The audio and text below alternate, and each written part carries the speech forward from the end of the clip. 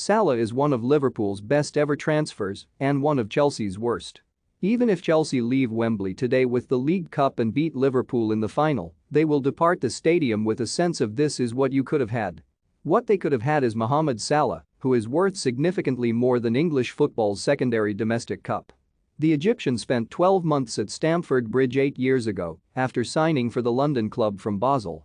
In truth, Chelsea did not really want him back in 2014. He was bought, in part because Juan Mata was unexpectedly sold to Manchester United and a replacement was needed to bolster the squad. The other reason was to keep him away from Anfield. Liverpool wanted him badly.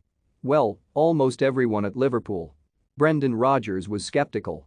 The Northern Irishman was in the midst of his most successful on Merseyside, and his team were about to embark on a run of form that would end with a near miss in the title race. Rodgers prevaricated, Chelsea gazumped their rivals, and the frustration was such at Anfield that in one internal communication a member of Fenway Sports Group, FSG, told a fellow owner that he was fighting the urge to call Rodgers and tear him a new a-hole. Even Salah's biggest advocates could not imagine how the winger would develop. He has been tearing up the entire Premier League since signing for Liverpool 5 years ago. The 29-year-old has got better with age. His passing is superb.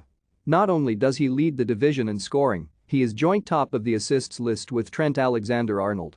Even if Salah left Anfield tomorrow, his place among the club's greats is assured.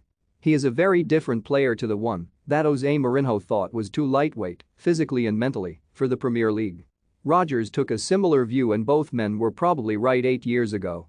The 21-year-old Salah was not ready for the rigors of English football. Ironically, the forward had a bit part in Chelsea's 2-0 victory that effectively ruined Liverpool's title challenge in front of the Kop. He played for the first hour of the game, barely noticed by anyone as the focus was on Steven Gerrard's infamous slip that led to the opening goal. Salah played just 19 times for Chelsea and scored 2 goals. Liverpool remained keen to bring him to the northwest, and after a loan move to Fiorentina and a permanent switch to Roma, they finally got their chance. The £34 million they paid Roma was one of the best pieces of business in the club's history.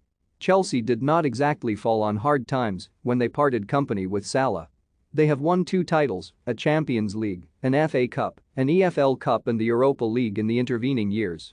That is a substantial haul of trophies. Stamford Bridge is not a place where players get time to emerge and progress.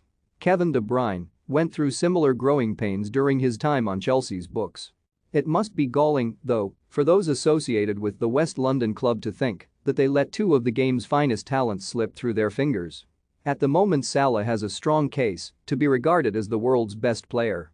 He suits Jurgen Klopp's style perfectly, is clinical in front of goal, passes with precision and presses hard when the opposition have the ball. Liverpool have a multitude of attacking options, but Salah is the deadliest. Thomas Tuchel will have to find a way of neutralizing the striker's threat. The problem for FSG is that Salah's contract is running down.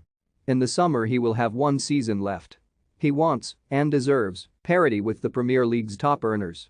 Paying him in the region of £400,000 per week would be a risk for Liverpool because he will be 30 by the time next season starts. Letting him leave would be a bigger gamble. The most remarkable thing about Salah is that he is still improving. Today at Wembley he can send another message to Liverpool's owners.